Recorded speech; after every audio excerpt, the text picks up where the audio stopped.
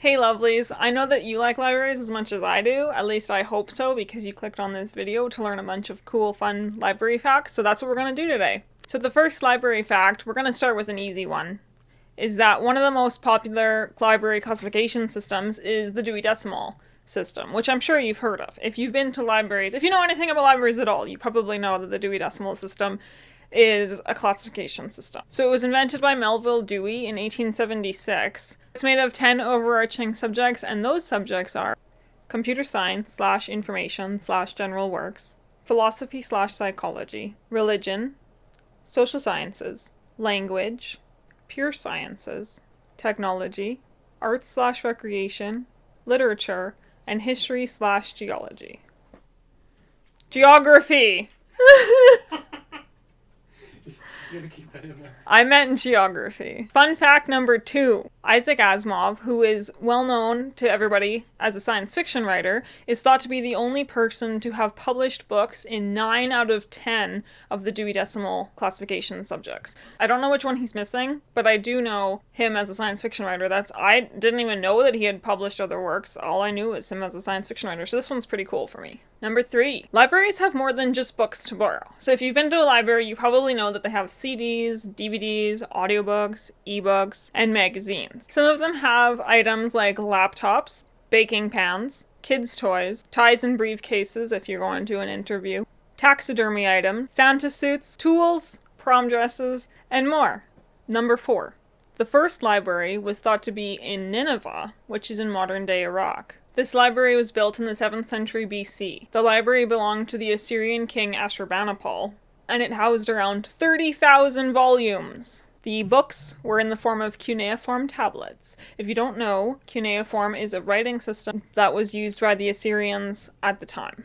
I can put up an example of cuneiform script for you.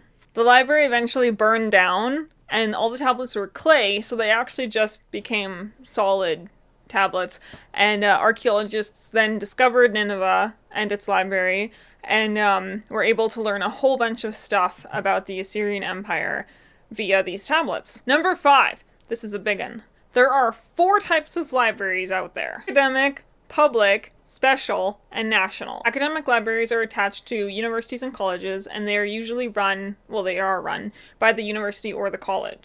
Academic libraries generally focus on helping students with research, or even professors with research as well. So public libraries are what you generally think about when you think about libraries. These are managed by the government. They're normally situated somewhere within a community, so they can be like the community living room.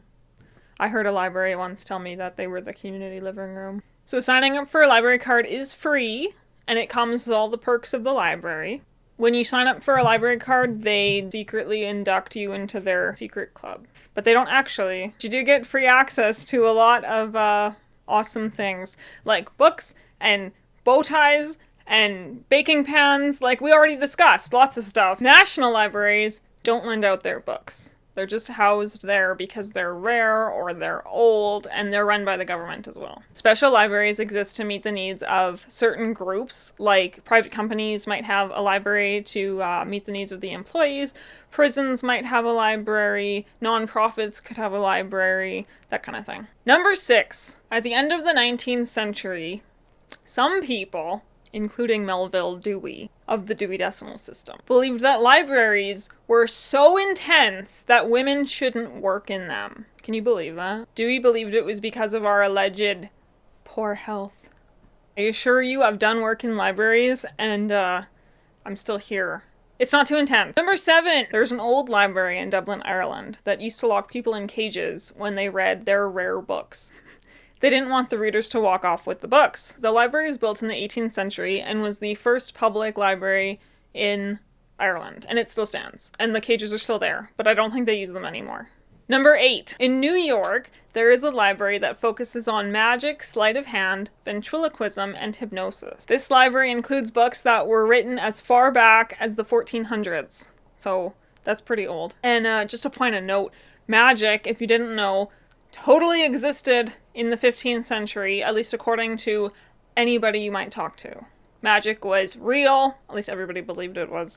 So it's not surprising that there were books on it. Just saying. Number 9. There used to be a specific handwriting style that librarians had to learn in library school. It was because catalogs were all handwritten on index cards in big cabinets. They wanted to standardize handwriting, but then the typewriter came into popular use and catalogs became computerized, so the library hand kind of died out. Doctors, take note! Maybe they should have a standard handwriting too. One that's legible. Number 10. Have you ever had to pay overdue funds? Probably not, because you return your library books on time, right? Right? One of the longest overdue books was in Australia, and it was returned after 122 years. Imagine the fines on that one. Number 11. The CIA pays upwards of 6 figures to work as a librarian in their library.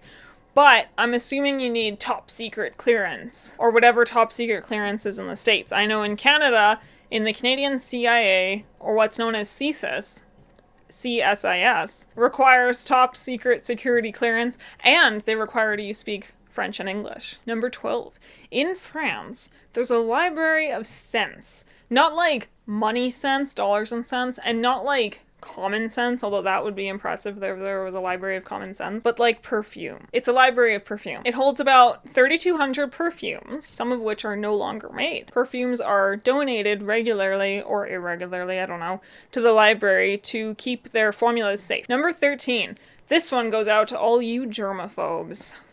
I'm sorry in advance. Testing of library books has revealed traces of cocaine, HIV, and bedbugs. Like I said, I apologize to the germaphobes. They probably never want to use a library ever again. However, nobody's ever caught anything from a library book. Number 14. This one's good. In the Harvard Library in the States, there is a book bound in human flesh.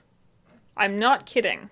In the past, from about the 15th to the 19th century, it was actually somewhat common practice to bind books in human flesh to commemorate the dead. So let me know in the comments, when you die, do you want to be made into a book? And if so, what book would you like to be? Number 15. According to the Guinness Book of World Records, the largest book ever manufactured was 3,000 pounds and measured 5 meters by 8 meters. This book is about the Prophet Muhammad and his life and works. Number 16. The oldest library still in use today is St. Catherine's Monastery at the foot of Mount Sinai in Egypt. It holds the second largest collection of ancient manuscripts, second only to the Vatican. Number 17. The word library comes from the Latin liber, which is the inner bark of trees. The word was first used in writing in the 14th century, but before that, in the Middle Ages, libraries were called book hoards. I think that's pretty accurate. I think we should go back to calling them book hoards.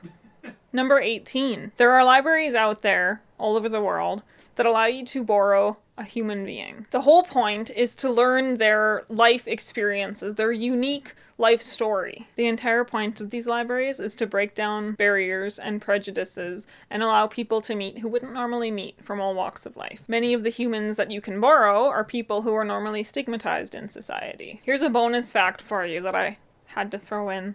Librarians are all extremely sexy. This is where the trope of the sexy librarian comes from. I know this to be true. I can verify it because I myself am a librarian. Number 19. The Library of Alexandria in the city of Alexandria in Egypt housed many books in its time. It has since disappeared. However, in its heyday, it would expand its collection by grabbing all the books from all the ships that came visiting to the city, because it was a port city, so it could do this. The books would be copied, and then the copies would return to the ships. Wouldn't you be pissed if you had like an original copy and then they were like, oh, we'll just take it and give you the copy back? Number 20. The library with the largest catalog in the world is the Library of Congress, which is in Washington in the US. It houses 168 million items in its catalog. The library collection was begun in the year 1800. However, in the War of 1812, when the British soldiers burned everything down, they had to start over. The collection has come a long way since. And an honorable mention for this wonderful list that I just had to mention. When librarians say, shh, it's actually short for, shut the fuck up. So stick around for some bloopers. But that's it. That's the end of the list. So thank you for watching. Public. I know this. I don't have to read my script. What? Insert joke here. I don't have a joke. Okay, keep going. This library includes books that were written bleh. Wait, what? Oh, number 15. British soldiers... But then British soldiers burned the building during the War of 1812, so the motherfuckers had to start over.